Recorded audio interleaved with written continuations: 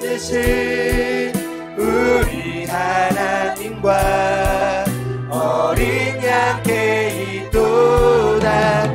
그 원하심이 보좌에 앉으신 우리 하나님과 어린 양께 이도다. 여러분, 세상에는 세 종류의 사람이 있대요. 어떤 동물학자가 곤충으로 비유했는데, 이 거미 같은 사람이 있고 개미 같은 사람이 있고 꿀벌 같은 사람이 있대요. 어떤 사람인지는 모르지만 나는 거미 같다. 없어요? 나는 개미 같다. 그러면 다들 꿀벌이군요. 나는 꿀벌 같다. 얘들아, 너는 뭐 같아? 거미, 개미, 꿀벌. 뭐 같아? 돌고래? 생뚱맞게 돌고래가 나와?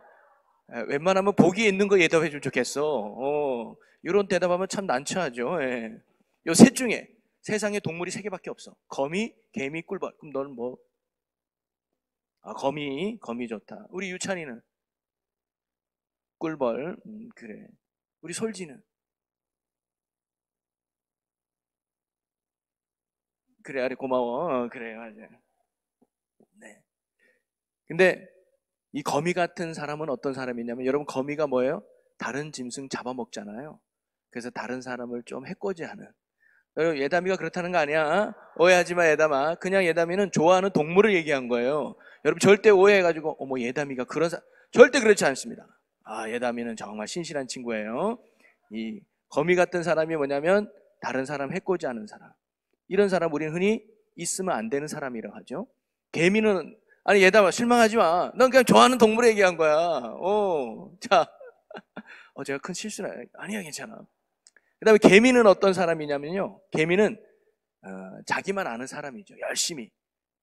그래서 이런 사람들은 흔히 뭐 있으나 마나한 사람, 이렇게 우리가 표현할 수도 있습니다. 그 다음에 마지막 꿀벌 같은 사람이 있어요. 꿀벌은 어떤 일입니까? 이렇게 꽃씨도 뿌려주고 이렇게 하잖아요. 그래서 다른 사람을 이롭게 하는 사람이다 라고 흔히들 얘기를 해요. 둘이 갑자기 분위기가 야, 아는 거하고 그렇게 사는 거하고 천지 차이다잉. 예, 그래서 이 세상에도 보면 꼭 필요한 사람이 있고, 그 다음에 있으나 마나한 사람이 있고, 세 번째는 없어야 될 사람이 있죠. 자, 여러분, 마음속으로 손 드시면 돼요. 나는 거미 같나? 아니면 나는 개미인가? 아니면 나는 꿀벌인가? 저는 소망하고 기도하기를 충주 제일교회 성도라면 이 땅에 꿀벌과 같은 자가 되기를 축복합니다. 야, 직장에 할라도 야, 제일교회 출신이야? 이력서도 안 보고 막 데려가고 말이지. 아멘을 안 하는 거 보니까 별로인 것 같은데. 야, 제일교회 그 딱지만 붙어도 야, 믿을만해. 야, 제일교회 성도, 아니 예수 믿는 사람이면 야, 무조건 우리 그냥 하자. 야, 다른 거 볼 거 없어. 그 사람 예수 믿어? 그러면 우리 회사 들어오자. 우리가 같이 지내자. 그 사람은 믿을만해 하면서 선한 영향을 끼칠 수 있는 그런 믿음의 사람들이 오늘 여기 있는 여러분 모두가 되기를 주님의 이름으로 간절히 축복합니다. 그러면서 여러분 옆 사람에게 이렇게 나눌까요? 꿀벌 같은 사람이 됩시다. 한번 얘기해봐요. 꿀벌 같은 사람이 됩시다. 그렇다고 또 꿀벌 같다가 좀 맨날 독점 심으면 안 돼. 독점. 막 이렇게 이상한 말 가지고 사람 아프게, 이런 거 아닙니다. 이렇게 불씨를 나누는 거죠. 제가 사진을 2장을 준비했는데요. 저기 미국에 유명한 시사 잡지 2개가 있어요. 하나가 타임즈가 있고 하나가 뉴스위크라고 하는 아주 세계적으로 유명한 시사 잡지죠. 그런데 이 2가지 잡지가 어떤 논조를 할 때는 접근 방식이 차이가 있습니다. 왜냐하면 이 타임즈는 사람 중심의 이야기로 접근을 하고 뉴스위크는 사건 중심으로 이야기를 풀어나가요. 그래서 표지를 보면 타임즈는 인물 중심의 표지가 참 많이 나와요. 지금도 누가 나오죠? 많이 본 것 같은데, 얼마 전에 돌아가신 영국의 엘리자베스 여왕이죠. 그래서 인물 중심으로 이제 표지가 많이 나오고, 뉴스위키는 사건 중심입니다. 그래서 어떤 사고라든가 사건을 이렇게 표지에 많이 나타내기도 하죠. 그래서 타임은 역사의 해석을 뭘로 풀어가느냐? 인물 중심으로 풀어가고 있어요. 그래서 핵심적인 사람을 찾아서 그 사람을 분석하면서 그 안에서 어떤 사건이나 역사의 실마리를 풀어가는 게 타임즈가 추구하는 어떻게 보면 역사관입니다. 인물 중심이라고 하는 거죠. 그래서 타임즈에는 종종 이런 기사를 내요. 금세기 100대 인물 이렇게 하고, 또는 미래를 이끈 백인의 선정 이렇게 해가지고 인물로 이 세상이 주도되어진다, 이렇게 보고 있는 게 타임즈예요. 자, 그러면 성경은 어떤 논조로 기록되어 있었을까요? 이 두 가지를 본다면 성경은 타임즈와 비슷하게 논조가 인물 중심으로 기록된 게 성경입니다. 그래서 시대에 따라서 사람을 통하여 하나님께서 어떻게 일하시는지를 보여주는 것이 바로 성경이기 때문이죠. 그래서 즉 인물 중심으로 전개되는 게 성경이에요. 그래서 우리 광야 시대는 모세라고 하는 한 사람을 통해서 어떻게 이스라엘 백성들이 이끌었는지, 그 다음에 정복 시대는 여호수아라는 인물을 통해서, 그리고 사사 시대는 그때그때마다 세운 사사들을 통해서, 또 왕정 시대에는 우리가 지금 배우고 있는 다윗과 또 선지자를 통해서 하나님의 어떤 일들을 진행해 갔는지를, 하나님의 구원 역사를 사람을 통해서 이루어가는 이야기가 어찌 보면 성경의 이야기죠. 또 신약 성경도 마찬가지입니다. 신약 성경의 초대교회는 사실 여러모로 참 빈약하고 연약한 공동체였습니다. 뭐든지 처음에 할 때는 부족한 게 많잖아요. 그런데 그렇게 조직도 잘 되지 않고 여러 가지 부족했던 초대교회지만 믿음과 성령이 충만한 사람들이 모여 있었기 때문에 그 어느 시대보다 역동적인 부흥과 복음의 역사를 이루었던 시대가 바로 초대교회 역사였죠. 이처럼 성경은요, 하나님께서는 어떤 사람을 통해서 어떻게 역사하는지를 보여주는 하나님의 이야기가 성경인 줄로 믿습니다. 자, 그런데 이러한 하나님의 역사의 방법은 지금도 유사하다는 거예요. 뭘? 사람을 통해서 일하시는 하나님이라는 말씀이죠. 오늘도 하나님께서 중요한 게 뭐냐면 바로 사람입니다. 하나님이 이 땅에 하나님의 나라를 세워가고 또 부흥의 역사를 이루어갈 복음 사역에 있어서 하나님께서 정말 중요하게 여기시는 건 뭐냐? 환경도 아니고 조건도 아니고 상황도 아니라 바로 사람이라는 거예요. 하나님은 사람이 중요해요. 그래서 교회 건물도 아니고 프로그램도 아니고 조직도 아니라 하나님 앞에서 헌신할 믿음의 한 사람, 그 한 사람을 하나님이 중요하게 여기신다는 거죠. 하나님은 오늘도 하나님의 나라를 세우고 하나님의 뜻을 이루는 믿음의 한 사람을 찾고 계신다는 사실이죠. 그래서 이런 말이 있어요. 사람은 방법을 구하지만 하나님은 사람을 찾으신다라는 말이 있습니다. 사람은 어떤 문제를 만나면 이 문제를 해결할 방법을 구하죠. 근데 하나님은 이 문제를 해결할 믿음의 사람을 찾으신다는 거예요. 왜 그럴까요? 문제 해결은 하나님께 있는 줄로 믿습니다. 하나님이 구원의 역사의 주체죠. 그런데 하나님은 그 구원을 이룰 믿음의 통로인 믿음의 사람을 하나님이 찾으신다는 거예요.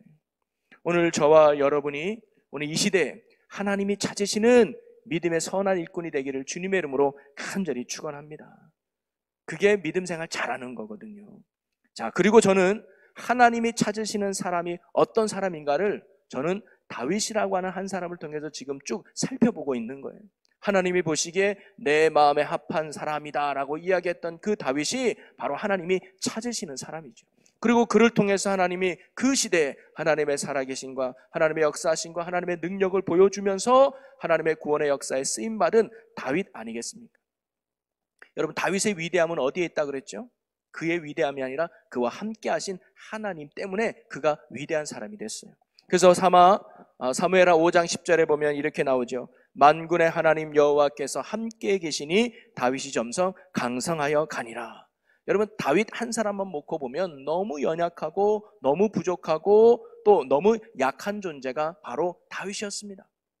가문도 별로 안 좋고요, 살림살이도 별로 안 좋고요, 실력도 번져 안 좋은 여러모로 보면 참으로 부족하고 연약한 게 다윗이었단 말이죠. 그런데 그런 다윗에게 하나님이 함께 하시니까 그렇게 약했던 다윗이 강화해지고, 그렇게 부족했던 다윗이 충만해지고, 그리고 그렇게 약했던 다윗이 누구보다 강한 자가 되어 하나님의 위대한 일을 이루는 위대한 사람이 되지 않습니까? 여러분, 그래서 사람은요, 누구와 함께 하느냐에 따라서 그 사람의 수준이 달라지는 것 같아요. 여러분, 마을에 이장과 사진 찍으면 이장 수준이지만 대통령과 사진 찍으면 그 사람은 그 정도로 수준이 올라가잖아요. 그래서 옛날에 나는 누구 사람이야, 대통령 측근이야 이러면 그 말 한마디에 돈도 빌려주고 그 말 한마디에 좋은 자리도 차지하고, 누구를 알고 있느냐, 누구와 함께 하느냐가 그 사람 수준 아닙니까? 그래서 제가 이런 예화를 몇 번 여러분들에게 들었던 것 같아요. 여러분 보기보다 제가 달리기를 잘하게 생겼죠. 잘합니다, 제가. 그래서 초등학교 때 제가 달리기만 하면 무조건 1등 했어요. 왜 1등 하는 줄 아십니까? 저랑 똑같은 수준의 친구들과 달렸기 때문이죠. 절대로 큰 애들이 안 달려요. 저랑 키가 비슷하기 때문에 1등 했는데, 제가 유독 꼬지를 했던 적이 있었습니다. 그게 언제냐면 6학년 때 장애물 달리기예요.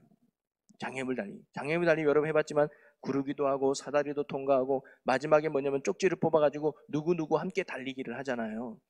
거기까지는 제가 잘 갔어. 근데 제가 딱 뽑은 게 누구냐면 70대 할아버지 데리고 가는 거였어요. 근데 그 당시 달리기 잘 못하는 친구가 있는데 이 친구가 뽑은 친구가 누구냐면 체육 선생님이었어요. 그때 우리 학교에 야구부가 있었거든요. 야구 선생님이 뛰는 거예요. 근데 저는 70대 할아버지 데리고 가는데 제가 빨리 뛰면 뭔 소용입니까? 할아버지가.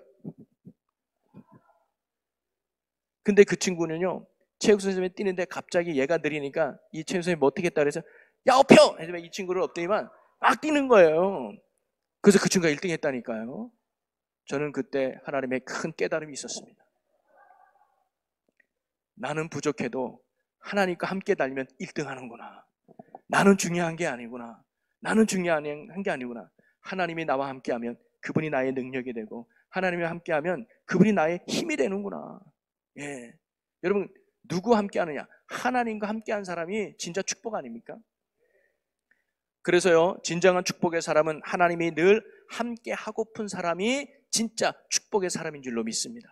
그래서 하나님이 늘 함께하고픈 사람, 하나님이 언제나 동행해주는 사람, 하나님께서 언제나 그의 오른손을 늘 붙들어주는 사람, 여러분 그 사람이 인생의 가장 위대한 인생이며 가장 복된 인생인 줄로 믿습니다. 그래서 시편 기자는 이렇게 고백해요. 시편 73편 28절에 보니까 하나님께 가까이함이 내게 복이라. 내가 주 여호와를 나의 피난처로 삼아 주의 모든 행적을 전파하리이다. 하나님의 가까이함이 내게 복이래. 왜? 하나님이 복이니까. 그리고 시편 84편 4절에도 이렇게 고백합니다. 주의 집에 사는 자들은 복이 있나니 그들이 항상 주를 찬송하리이다. 주께 힘을 얻고 그 마음에 시온의 대로가 있는 자는 복이 있나이다. 주의 집에 사는 자가 복이 있대요. 하나님과 함께하는 자가 복이 있대요. 여러분 믿으십니까? 이런 믿음 가진 자를 하나님이 함께하는 줄로 믿으시기 바랍니다. 그래서 시편 기자의 고백이 오늘 우리의 고백이 되기를 축복합니다. 하나님이 가까이함이 내게 복입니다. 하나님이 나와 함께함이 나의 능력입니다. 이 신앙 고백이 오늘 우리의 고백이 되어서 정말 능력이 하나님과 동행하며 불가능이 가능해지고 약함이 강화해지고 부족함이 채워져서 이 시대에 하나님의 위대함을 증거하는 축복의 주인공이 되시기를 주님의 이름으로 간절히 축원합니다. 자, 아까도 얘기했지만 다윗의 위대함은 하나님이 그와 함께하는 거라고 말씀드렸잖아요. 자, 그런데 오늘날 구약시대에 살았던 다윗은 없어요. 그렇죠? 그때 살았던 다윗은 없어요. 그렇지만 옛날 그 다윗과 함께 하셨던 하나님은 지금 계실까요? 안 계실까요? 계시죠. 하나님은 영원하니까. 그렇죠? 다윗과 함께 하셨던 하나님은 지금도 살아계시고 우리와 함께하는 줄로 믿습니다. 이 말은 제가 어떤 의미냐면 여러분 하나님은요 오늘도 제2, 제3의 다윗이라는 인물을 찾고 있다는 거예요. 내 마음에 합한 사람, 나와 함께 구원의 역사를 이루어가고 나와 함께 하나님의 나라를 세워가고 나와 함께 축복의 역사를 이룰 내 마음에 합한 제2, 제3의 다윗을 하나님이 찾으신다는 사실입니다. 그러기에 우리가 이 시대에 오늘날 하나님이 원하시고 찾으시는 바로 이 다윗과 같은 위대한 믿음의 사람이 오늘 저와 여러분이 되기를 주님의 이름으로 간절히 축복합니다. 이왕 예수 믿고 구원받은 거 거기서 끝나는 것이 아니라 하나님 앞에 쓰임받아서 주님 앞에 갔을 때 잘했다 칭찬되는 믿음의 축복이 오늘 우리의 열매가 되면 얼마나 좋겠습니까? 그래서 하나님이 찾으시는 다윗과 같은 위대한 믿음의 주인공이 되어서 하나님이 늘 함께 하셔서 그리고 하나님이 늘 동행하여 주셔서 하나님의 역사와 하나님의 위대한 구원의 역사를 이 땅 가운데 이루어가는 이 시대 축복의 주인공이 오늘 저와 여러분 모두가 되시기를 주님의 이름으로 간절히 축원합니다. 자, 그러면서 우리가 배우는 게 바로 그거예요. 하나님이 함께 하셨던 다윗은 어떠한 믿음과 모습이 있었을까? 오늘 저희는요 그걸 본받고 하는 거예요. 그냥 감 나오면서 감 떨어지듯이 입만 벌리고 있는 것이 아니라 어떤 사람에게 감이 떨어지는가, 어떤 사람에게 하나님이 함께 하는가를 우리는 지금 매 시간마다 살펴보고 있는데요, 오늘은 또 다른 내용으로 하나님은 다윗의 어떤 모습을 보고 그와 함께 하셨을까? 오늘 그 내용을 오늘 말씀 속에서 한번 찾아보려고 합니다. 자, 오늘 성경의 이야기는 이거예요. 오늘 우리가 사무엘하 16장 5절에서 14절까지 읽었는데 이 배경은요, 다윗이 말년에 자기 아들인 압살론이 반역을 일으켜요. 그래서 반역을 일으켜서 본인이 원하지 않지만 다시 왕궁을 떠나 제2의 도망자 신세가 되는 처지에 빠지게 됩니다. 그러면서 가다가 시므이라는 사람을 만나게 되고 그가 다윗을 저주하게 되죠. 그리고는 그 시므이를 향해서 저런 나쁜 놈에서 칼로 벨까요? 라고 물어봤던 아비새가 등장을 합니다. 그래서 오늘 본문에는 세 사람이 등장하는 걸 볼 수 있는데 한 사람 한 사람을 우리가 조금 한번 살펴보면 먼저 누가 등장하느냐? 시므이라고 하는 사람이 등장을 해요. 자, 다윗이 말년에 압살롬에게 반역을 해가지고 왕궁을 떠나 도망하다가 바후림이라는 곳에 이르게 됩니다. 근데 시므이는 사울 왕가의 가족이었어요. 사울 왕가는 망한 거 아닙니까? 끝났어요. 거기에 유일하게 살아남았던 한 가족 중에 한 사람이었던 것 같습니다. 근데 그 사람이 다윗이 도망자로 가니까 그 다윗을 향해서 돌을 던지면서 이렇게 저주를 해요. 자, 16장 8절 말씀을 한번 읽어봅니다. 시작.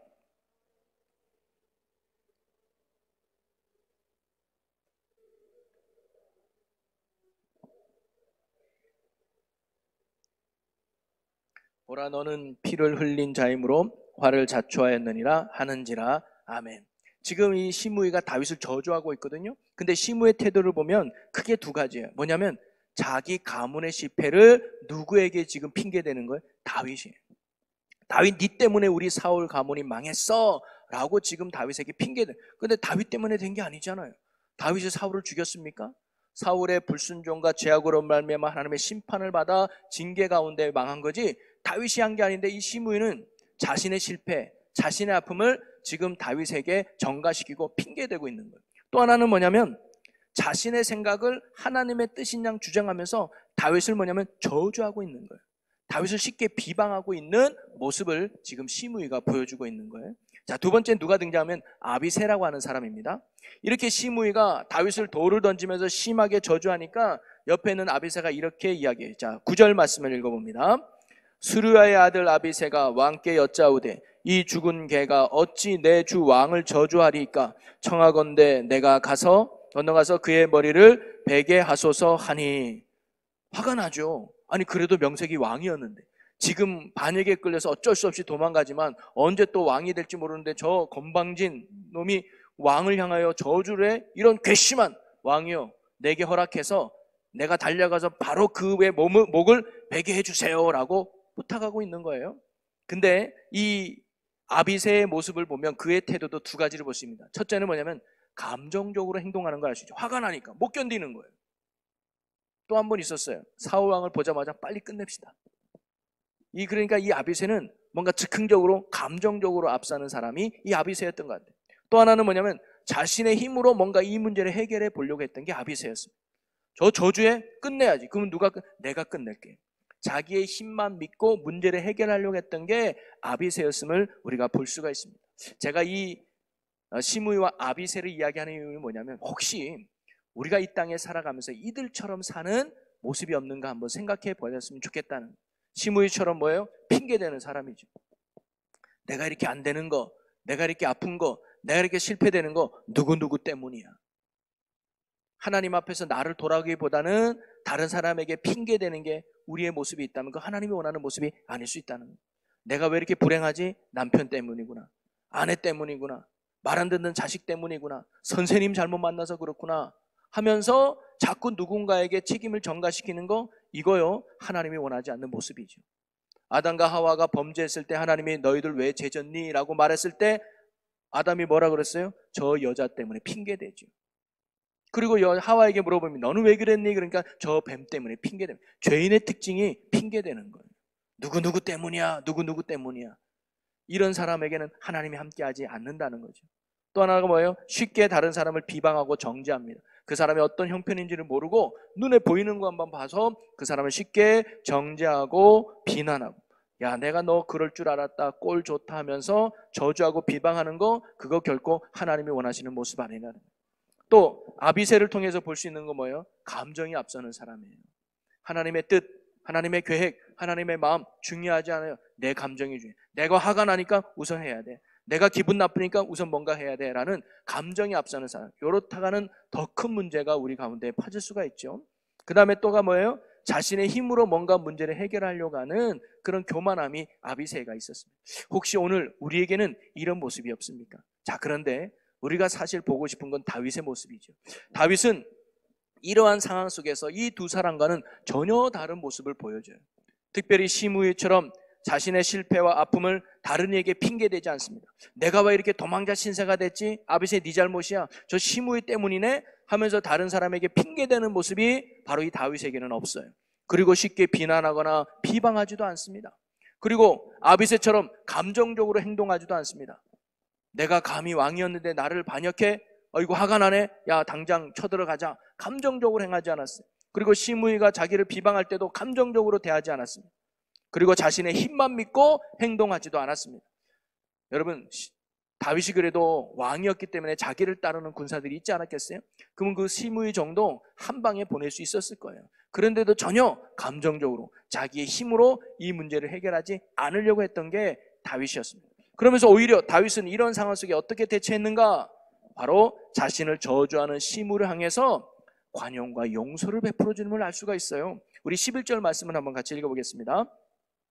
또 다윗이 아비새와 모든 신하들에게 이르되 내 몸에서 난 아들도 내 생명을 해하려 하거든 하물며 이 베냐민 사람이냐? 여호와께서 그에게 명령하신 것이니 그가 저주하게 내버려 두라. 시므이 저주하도록 그냥 내버려 둬 하면서 이 다윗이 지금 이 시므이를 뭐하고 있는 거예요? 관용을 베풀고 있는 거예요. 용서를 베풀고 있는 거죠. 여러분, 다윗의 이러한 태도가 너무 멋지지 않습니까? 만약에 시므이가 자기보다 권력이 크고 자기보다 힘을 좋아서 그렇게 저주하는 것에 대해서 뭐 어쩔 수 없이라고 하면서 관용을 베풀었다면 그나마 뭐 다윗이 힘이 없으니까 어쩔 수 없이. 근데 지금 충분히 다윗이 시므이를 향해서 멸할 수도 있고 힘으로 억압할 수도 있는 충분한 힘이 있음에도 불구하고 자신을 그렇게 저주하는 시므이를 향해서 너그럽게 용서하고 관용을 베푸는 이 다윗의 마음 너무 멋지지 않냐 이거죠. 어떻게 그는 그래도 왕이었는데도 불구하고 이토록 자기를 돌까지 던지면서 저주하는 시므이를 향해서 이런 관용과 용서를 베풀어 줄 수 있었을까? 저는 그것이 바로 오늘 나누고 싶은 다윗의 위대한 믿음의 내용이란 말이죠. 시므이의 복수가 두려워서 그렇게 하지는 않았을 텐데 그 이유가 여러분 궁금하지 않습니까? 궁금하신가요? 궁금하면 500원. 옛날에 이렇게 있었던 것 같아요. 궁금하면 500원. 여러분 그 이유가 뭐냐면요. 바로 다윗은요, 모든 상황을 하나님 안에서 해석하려고 하는 하나님 안에 사는 자였기 때문에 다윗이 그렇게 말할 수 있고 그렇게 행동할 수 있었던 겁니다. 바로 오늘 다윗의 위대함의 믿음이 바로 그겁니다. 제가 초반에 시편 기자들의 고백을 나누었잖아요. 뭐요? 주의 집에 거하는 자가 복이 있도다. 이 말은 뭐냐면 주님 안에 사는 자가 복이 있다는. 다윗은 언제나 주님 안에서 상황을 이해하려고 하고 언제나 주님 안에서 상황을 해석하려고 하고 언제나 주님 안에서 상황을 따라 살려고 했던 게 바로 다윗이에요. 그래서 제가 오늘 여러분과 함께 나눌 다윗의 위대함은 뭐냐면 하나님 안에 사는 자예요. 오늘 저와 여러분이 주의 집에 거하는 하나님 안에 사는 위대한 믿음의 소유자가 되시기를 주님의 이름으로 간절히 축원합니다. 자, 그러면 하나님 안에 산다는 게 뭘까요? 24시간 교회 와서 사는 걸 의미할까요? 그럼 저는 하나님 안에 사는 자죠. 저는 교회 안에 살고 있으니까. 저는 하나님 안에 사는 자예요. 건물 안에 사는 게 하나님 안에 사는 자가 아니라 하나님 안에 사는 자가 나타나는 신앙의 모습 두 가지가 있습니다. 그걸 오늘 여러분과 나눠보려고 해요. 그 첫째는 뭐냐면 바로 하나님의 주권을 인정하는 게 하나님 안에 사는 자의 모습이에요. 자, 다윗은요, 시므이가 자신을 저주하자는 것을 우연이라고 보지 않고 하나님이 그렇게 하셨다고 고백을 하는 거예요. 자, 10절 말씀을 보겠습니다. 10절 함께 읽겠습니다. 시작.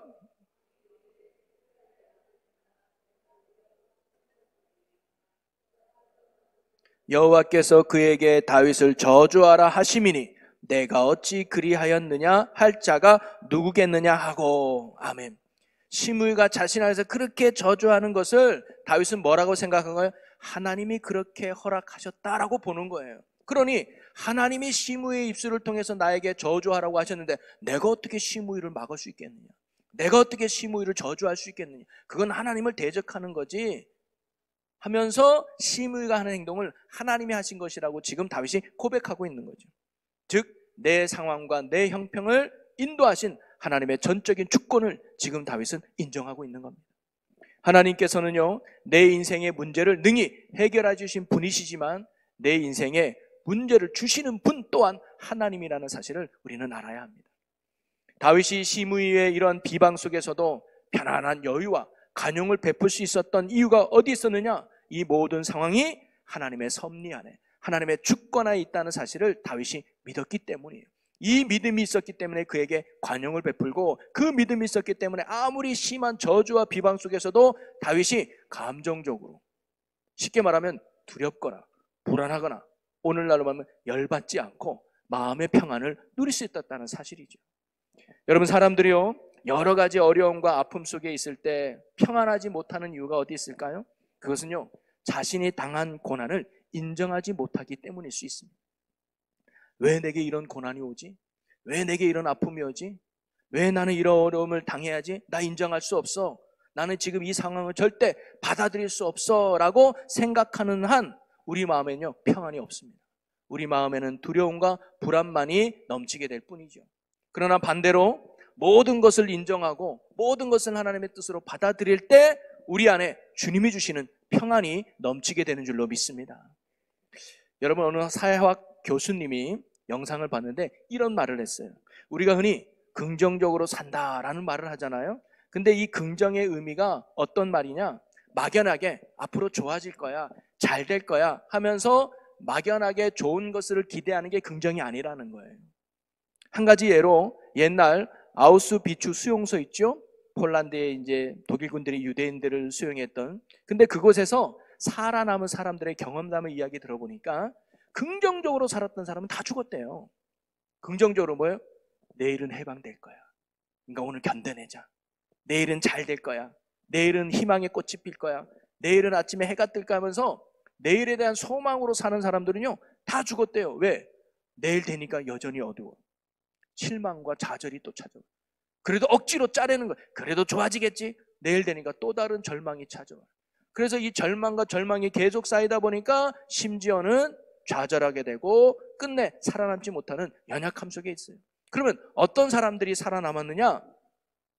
내가 처한 상황을 인정하는 사람, 내가 처한 상황을 받아들이는 사람, 그런 사람들이 살아남았다는 거예요. 여기서 나갈 수 없을 거야. 그러면 내가 여기서 노예라면, 내가 여기서 죄수라면, 그럼 어떻게든 내가 죄수답게 굴어야지. 어떻게든 이 상황을 인정하고 받아들이면서 그 속에서 내가 해야 될 일이 뭔지를 알고 적극적인 삶을 살아가는 사람들이 살아남았다. 그래서 죄수지만 내가 면도를 해야지, 죄수지만 내가 그래도 아침은 깨끗이 씻어야지 하면서 없는 물 가지고 세수하고 작은 병 가지고 면도하면서 어떻게든 이 자리에서 인정하고 받아들이고 적극적인 삶을 살았던 사람이 나중에 끝까지 살아남았다는 거예요. 여러분, 요셉도 볼까요? 요셉이 형들에게 팔려갔습니다. 그래서 보디발의 노예가 되잖아요. 여러분, 한 번도 걸레질도 못하고 빨래도 안 하고 아버지한테 오냐오냐 키웠던 이 요셉이 하루아침에 걸레질을 해야 되고 하루아침에 화장실 청소해야 되는 노예로 전락했을 때 이걸 받아들였겠냐고, 요셉이. 얼마나 힘들었을까요? 그런데 요셉은 자신이 처한 상황을 인정합니다. 받아들여요. 그리고 그는 내가 노예라면 노예로 살아야지, 그러면서 노예로서 적극적으로 최선을 다하는 삶을 살지 않습니까? 그래서 보디발을 그를 인정해주고, 그래서 끝내 결과적으로 애굽의 총리까지 가는 그런 결과를 누리지 않습니까? 여러분, 요셉이요, 억울하지만 힘들지만 여기까지 막 썩쓰림이 나타나지만 그래도 노예로 처한 그 상황을 인정하고 받아들인 이유가 어디 있었을까요? 하나님의 주권을 믿었기 때문입니다. 나는 하나님의 손 안에 있다. 나를 구원하신 하나님이 내 인생의 주관자가 되신다. 내가 어떤 상황이 오든 내가 어떤 형편에 있든 그것은 우연이 아니라 나를 구원하신 하나님의 섭리 가운데 있는 계획된 일이다 라고 하는 하나님의 주권을 인정하는 믿음이 바로 요셉에게 있었던 거죠. 여러분, 창세기 45장 5절에 요셉이 이렇게 고백을 해요. 당신들이 나를 이곳에 팔았다고 해서 근심하지 마소서, 한탄하지 마소서. 하나님이 생명을 구원하시려고 나를 당신들보다 먼저 보내셨나이다. 즉 요셉은요, 자신이 애굽에 온 건 형들 때문이 아니라는 거예요. 하나님이 나를 이곳에 보냈다는 거예요. 형들이 비록 돈을 받고 나를 노예로 팔았지만 형들은 도구일 뿐이에요. 하나님이 나를 모든 사람의 생명을 구하려고 형들보다 먼저 나를 보낸 거예요. 여러분 이걸 믿으니까 형들을 미워할 이유가 있어요, 없어요? 없는 거예요. 형들에게 복수할 이유도 없는 거예요. 왜냐? 하나님의 도구일 뿐이었을까요? 여러분 저도요, 사실 이걸 깨닫기 전에는요, 미워하는 사람이 참 있었습니다. 왜 나를 오해해가지고 저렇게 못된 말을 할까? 나 참 억울하기도 하고, 나는 그렇게 말한 적도 없고 나는 그렇게 행동한 적도 없는데 어디서 그런 소문을 듣고 와서 목사님 왜 이럽니까 하면서 막 비난하고 하사할 때 속상하기도 하고 힘들더라고요. 그런데 말씀을 묵상하다가 요셉의 이 말씀을 들으면서 아하, 그렇구나. 이 모든 상황도 하나님의 섭리와 뜻 안에 있다면 그들도 하나님의 도구일 뿐이구나. 스무이가 자기를 저주할 때도 하나님이 그렇게 하셨다면 중요한 건 그럼 이 상황 속에서 내가 뭘 해야 되는가? 이 상황 속에서 하나님이 원하는 게 무엇인가? 이게 중요하구나 라고 이걸 깨달으니까요, 뭐 원수를 사랑할 것까지는 안 되지만 제가 사랑하는 건 아니지만 미워하게 되지는 않더라고요. 왜냐하면 그들도 나의 삶의 도구일 뿐이구나. 하나님의 뜻에 맞는 도구일 뿐이야. 그러니까 미워하지 않게 되더라고요. 바로 요셉도 나를 이곳에 보낸 분이 하나님이니 형들을 미워할 이유도 복수할 이유도 없었던 겁니다. 오늘 다윗도 마찬가지입니다. 하나님께서 시므에게 저주하라고 허락하셨다면 그는 시므를 미워할 이유도 시므에게 복수할 이유도 없었던 거죠. 그러니까 넓은 마음으로 관용을 베풀고 그를 용서해 주었던 겁니다. 여러분 미국에서 전투기 한 대가 훈련 중에 추락하는 사건이 있었대요. 그래서 두 집이 이렇게 붙어 있었는데 그 두 집을 다 이렇게 비행기가 추락하면서 완전히 이렇게 망가뜨리게 됐습니다. 덮쳐버렸죠. 그래서 3명이 죽고 1명이 실종이 됐대요. 미국 전역에 그 뉴스로 방송이 됐습니다. 그리고 끝내 1명도 시신으로 발견이 됐죠. 그 집에 살고 있던 모든 사람이 다 죽은 거예요. 그래서 죽은 사람들의 신분을 확인해 보니까 부인과 어머니가 따로 살고 있는데 거기에서 어머니 돌아가시고 부인과 1살과 2살 된 아이가 한 집에서 같이 죽게 됐어요. 살아남은 건 어떻게 보면 그 가족의 남편 한 사람뿐이었습니다. 졸지에 그는 모든 가족을 다 잃어버리게 됐어요. 그 사연의 주인공이 한국계 미국인 윤동윤 씨였다고 합니다. 본인은 그날 현장에 없어가지고 죽음을 면할 수 있었다는 거예요. 그러면서 그가요, 기자회견을 할 때 이런 말을 했습니다. 이런 일이 우리 가정에 일어나리라고는 저는 전혀 생각하지 못했습니다. 그러나 나는 확신합니다. 내 어머니, 아내, 2 아이 모두 천국에서 하나님과 함께 있고 하나님이 이들을 돌볼 것이라 믿습니다. 이어서 그는 말하기를 조종사가 이번 사고로 고통받지 않았으면 좋겠습니다. 그리고 조종사를 위해서 기도해 주시기를 바랍니다. 그는 우리나라를 위해 우리의 보물 중 하나입니다. 저는 그를 비난하지 않습니다. 그에 대해 어떤 격한 감정도 저는 갖고 있지 않습니다.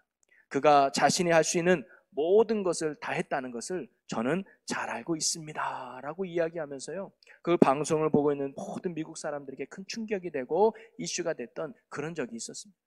여러분, 이 사람이 자기의 온 가족을 죽였던 그 조종사를 향해서 용서할 수 있던 힘은 어디 있었을까요? 그 평안은 어디서 나온 것일까요?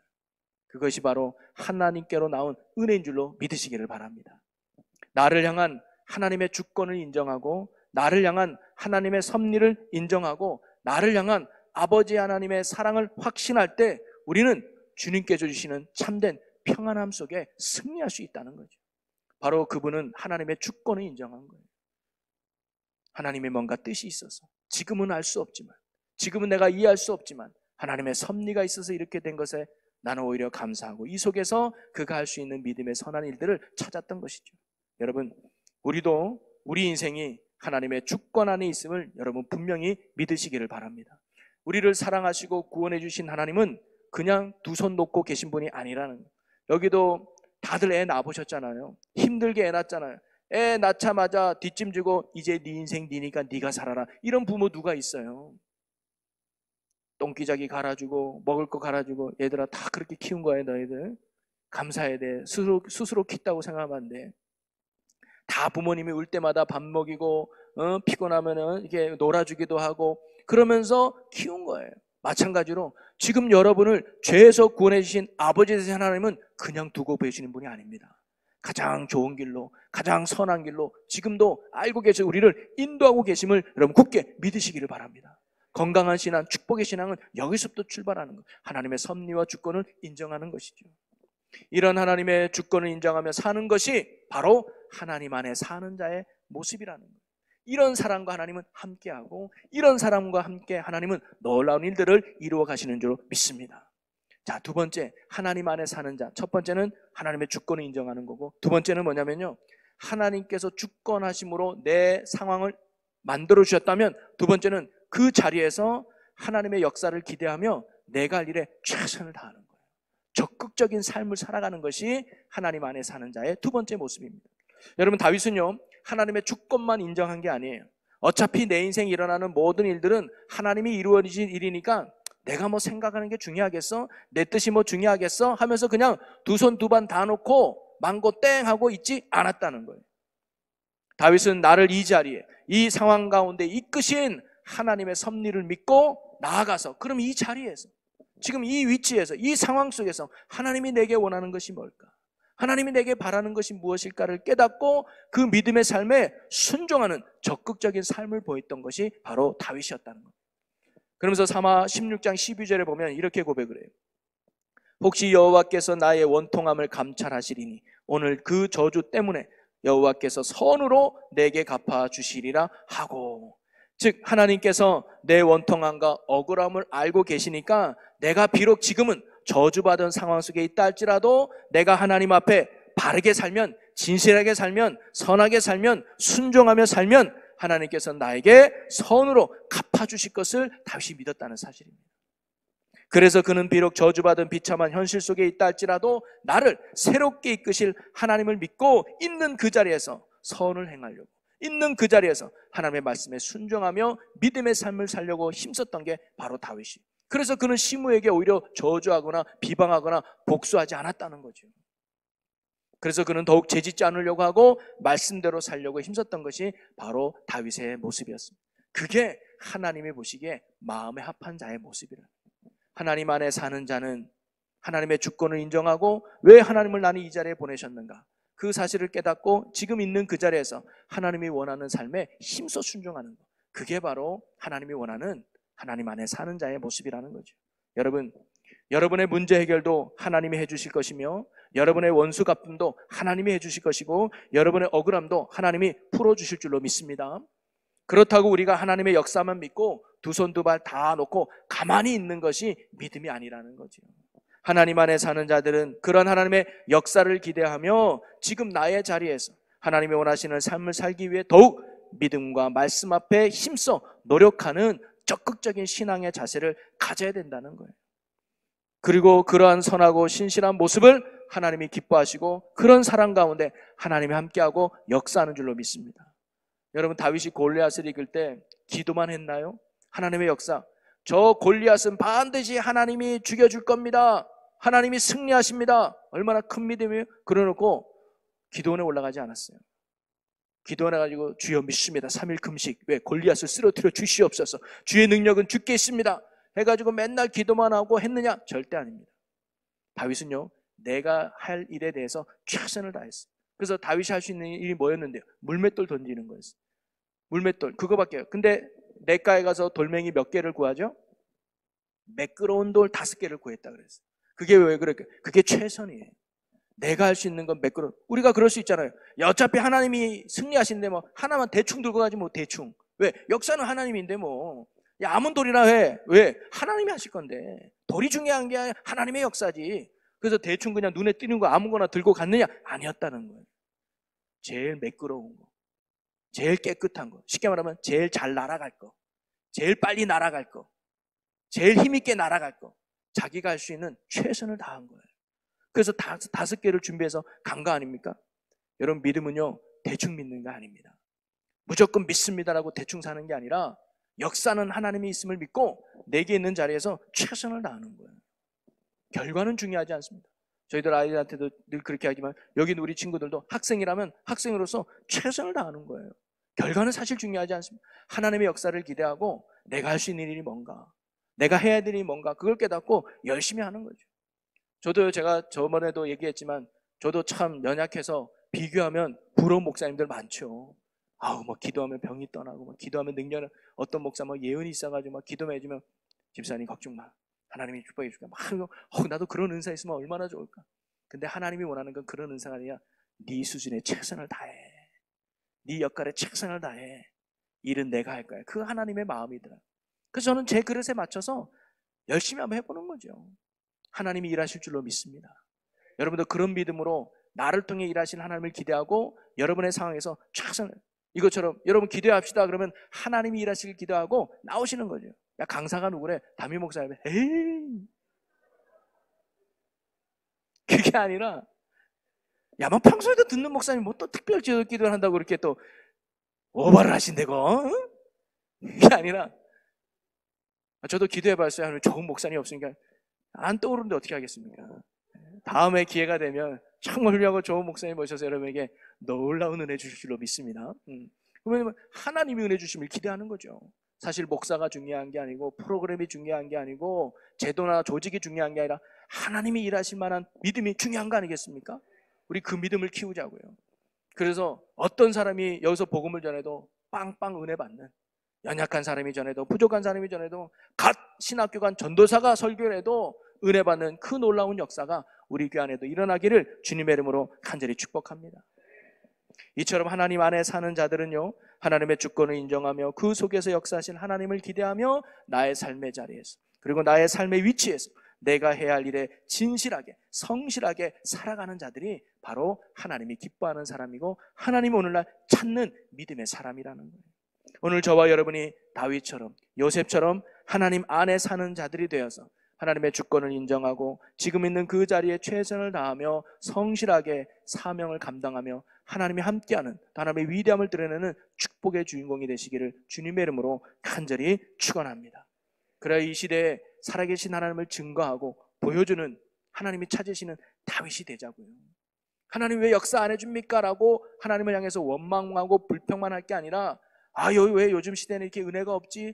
왜 요즘 시대는 하나님이 역사하지 아니하지? 이렇게 은혜 주지 않는 하나님께만 마음을 두는 게 아니라 우리가 은혜 받을 사람이 되보자. 우리가 하나님이 함께할 믿음의 사람을 우리가 되보자고요.